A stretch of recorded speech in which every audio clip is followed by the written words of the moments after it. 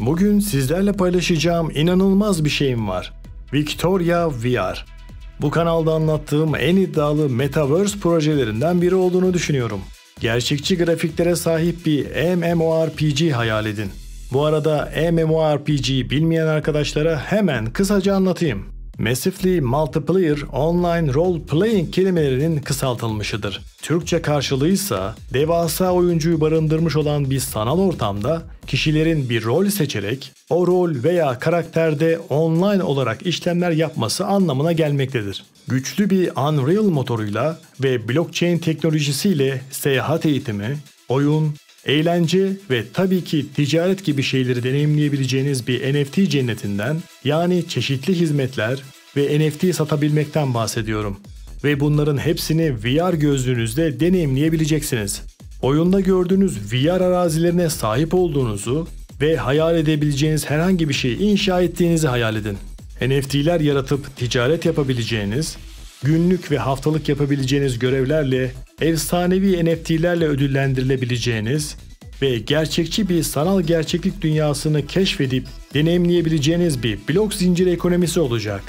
Unreal motor grafikleriyle desteklenen bu Metaverse oyununda yeni dünyalar inşa edebiliyoruz.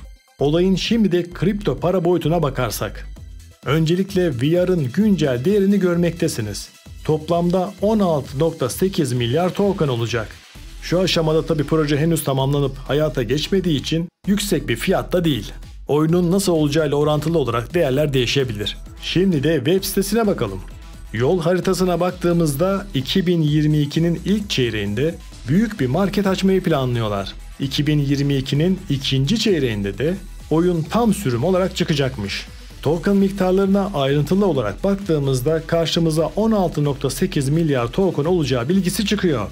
8.4 milyarı VR ödül havuzu, 1.7 milyarı stratejik rezerv, reklam için 400 milyon token, danışman için 200 milyon token, geliştiren takımın da kendisine 1.8 milyar token ayırdığını görmekteyiz. Burada da ön satışlarda satılan miktarları görüyorsunuz.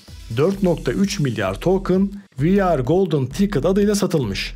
Böylesine büyük bir proje için güzel bir kaynak sağladıklarını düşünüyorum. Metaverse'te arsa almak bu kadar popülerken hemen biz de VR Land'e bir göz atalım. VR arazilerinde şunları yapabileceksiniz. Doğrudan oyundaki hizmet binaları, madenler, depolar ve benzeri gibi. Tanıtım amaçlı binalar, mağazalar, showroomlar gibi.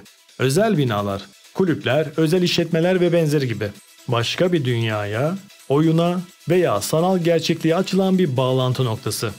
Ticaret, başkalarına kiralayabileceğiniz de bölgeler olacak.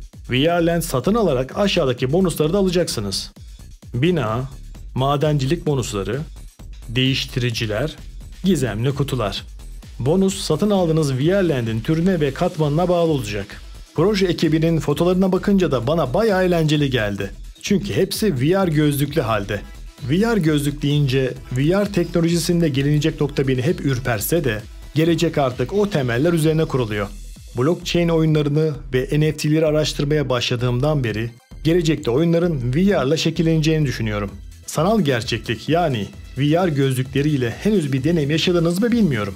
Gözlüğü taktığınız andan itibaren beyniniz size onun gerçek olduğunu söylüyor. Düşünsenize, dünyanın farklı yerlerinde olmanın deneyimini evinizde beyninizi kandırarak gerçek gibi yaşayacaksınız. Son olarak sitelerinde neden Victoria VR yazan kısma gelelim. Burada birçok Metaverse projesiyle kıyaslamasını görüyorsunuz. Kısacası Victoria VR bize efsanevi bir deneyim sunacağını söylüyor. Çıkınca kesinlikle oynayacağımı belirtmek istiyorum. Umarım bu videodan gerçekten keyif almışsınızdır.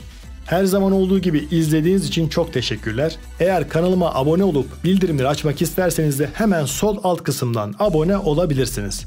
Hoşça kalın.